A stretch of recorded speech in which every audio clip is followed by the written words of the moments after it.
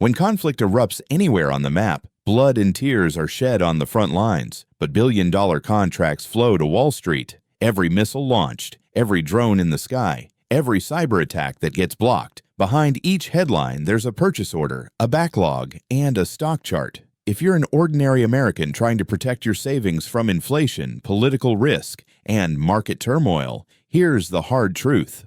Wall Street has already picked the winners.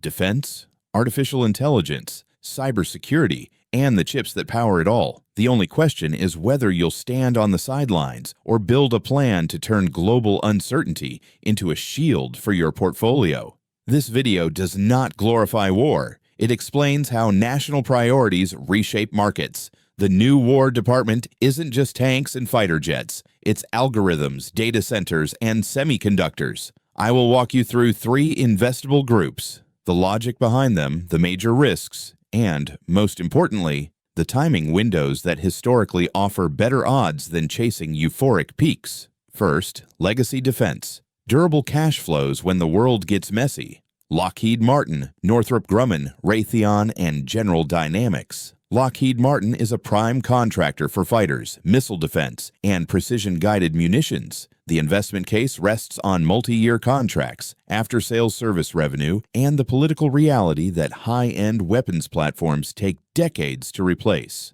Northrop Grumman sits at the center of strategic deterrence with stealth technology and missile defense. Once you're designed into the nation's security backbone, replacing you is extremely hard. Raytheon supplies missiles, radars, and sensors, segments that see demand jump when tensions escalate, especially replenishment of munitions and upgrades to command and control systems. General Dynamics builds submarines and armored vehicles with long construction cycles that provide multi-year cash flow visibility, while services and IT help diversify away from pure hardware cyclicality. The logic is simple. Security isn't optional. Backlogs and service contracts make revenue more predictable, and barriers to entry are massive. But risks always exist. Delays in budget approvals and procurement, program cost overruns, or valuations getting stretched after news-driven spikes. That's why timing matters. Instead of chasing a headline like major contract win, better entries often appear when the market frets about the debt ceiling, when budgets are stuck in limbo, or when shares cool off 5 to 7%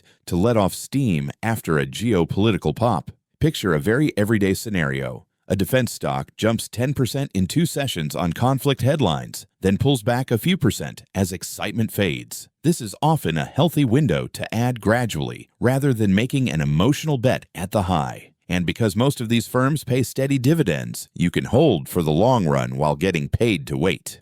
Next comes artificial intelligence and cybersecurity, the invisible battlefield where data and code determine speed, precision, and safety. Palantir began in defense intelligence analytics and now sells AI platforms to governments and enterprises. Once it takes root inside mission or operating workflows, the software is hard to replace due to switching cost and integration risk. CrowdStrike leads cloud-native endpoint security and then expanded into identity protection, cloud workload security, and threat intelligence. Its land and expand motion lifts recurring revenue per customer over time. Structural forces favor them. Threats are more sophisticated, boards treat security as existential risk management, and software economics deliver high gross margins. But because these names are priced on future growth, they're sensitive to interest rates and market emotion. Those rates up, tech down days often knock prices hard, even if the business hasn't changed. That, again, is opportunity. If a company reports rising annual recurring revenue,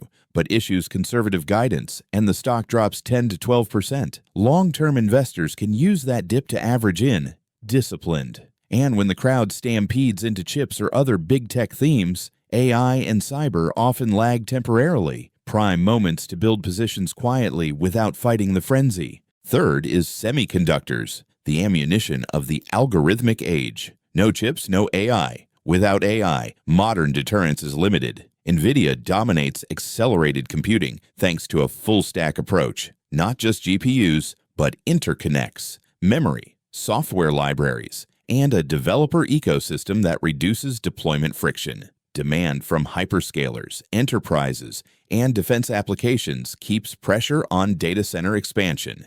AMD is a serious counterweight, gaining share in server CPUs and GPUs while diversifying through gaming, PCS, and embedded. The investment case is clear. Compute demand keeps swelling as data explodes. Software ecosystems create switching costs far beyond raw flops. Margins expand when utilization stays high. Still, semis are cyclical. The industry routinely swings from shortage to glut. When everyone overorders, inventory balloons, and a few ugly quarters usually follow. That's exactly when future returns are often forged. If a top-tier chip leader falls 15 to 25% on inventory digestion or policy worries, but long-term drivers like AI inference, simulation, and signal processing remain intact, building a position in layers and patiently waiting for stabilization often beats chasing a scorching breakout later. A simple practice helps. Watch for pullbacks that retest prior breakout zones, now acting as support. On the way down, volume tends to dry up, and on the rebound, volume expands. That change in participation signals sellers are running out of steam. So, how does a Main Street investor turn Wall Street's winners into their own opportunity in real life? Use simple numbers. Suppose you can invest $1,000 a month. A practical split is $400 into defense for stability and dividends, $300 into AI and cybersecurity for long-term growth, and $300 into semis for exposure to compute cycle torque. You don't buy on those green headline-screaming days about new contracts or breakthrough chips. You set alerts for pullbacks. If a defense name pops 10% and then slips 5 to 7% as enthusiasm cools, add a small tranche. If a cyber stock drops 12% after earnings, even though core metrics are improving, consider a disciplined top-up. If a semi-leader falls 20% on inventory chatter or export control fears, begin layering in. Each layer 2 to 3% of your total portfolio, so the market gives you a better average price over time. What do large institutions do? They diversify across all three groups. They build a stable core from defense primes, add growth engines through AI and cybersecurity, and use semis for upside torque. They don't buy in one shot. They scale in during volatility and often add more on red screen days caused by rate spikes or policy fear. You can do the same with a few simple risk management rules. Cap the initial weight of any single stock at 2 to 3% of your total portfolio. Let winners run, but consider trimming back to targets after outsized moves. Keep a 5 to 10% cash buffer so you can act when volatility hits. If a thesis breaks, say multi-quarter execution problems or a core program in danger, rotate the capital without hesitation. The goal isn't to predict every headline, it's to prepare a repeatable playbook that turns headlines into advantage. Specific timing can be packed into a simple checklist you'll remember. For defense, tilt to buying when the market is fretting over the debt ceiling, delayed budgets or procedural headaches, temporary deflations of expectation. After conflict-driven spikes, wait for a controlled pullback before adding. For AI and cybersecurity, add on rate spike sell-offs or after earnings when price drops on cautious guidance, but the long-term story is intact. For semis, favor inventory correction phases and export policy scare dips. Consider accumulating before and right after product cycles when the heat of hype has cooled. Don't pin everything on a single scenario. Think in branches and countermoves. If conflict intensity rises, replenishing munitions and upgrading sensors can support orders for years. Defense benefits. If state-sponsored cyber attacks escalate, boards will keep prioritizing security spending regardless of the macro. Cyber proves resilient. If AI leaves the lab and enters everyday operations, data centers will keep expanding capacity. Semis remain the engine. In the opposite scenario, de-escalation, tighter budgets, or policy shifts, valuations may compress, especially in higher multiple software and semis. A portfolio sleeve spread across all three groups lets one area offset another when the narrative turns.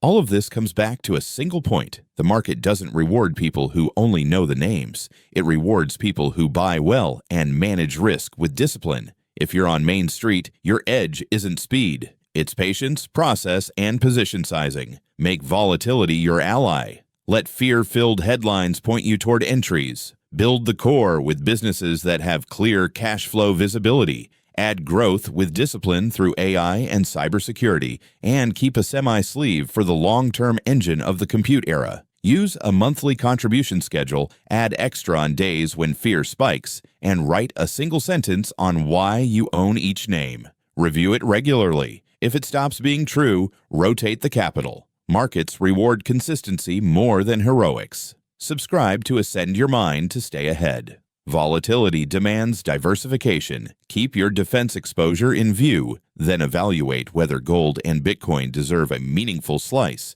and at what sizing. We'll map that framework in the next episode.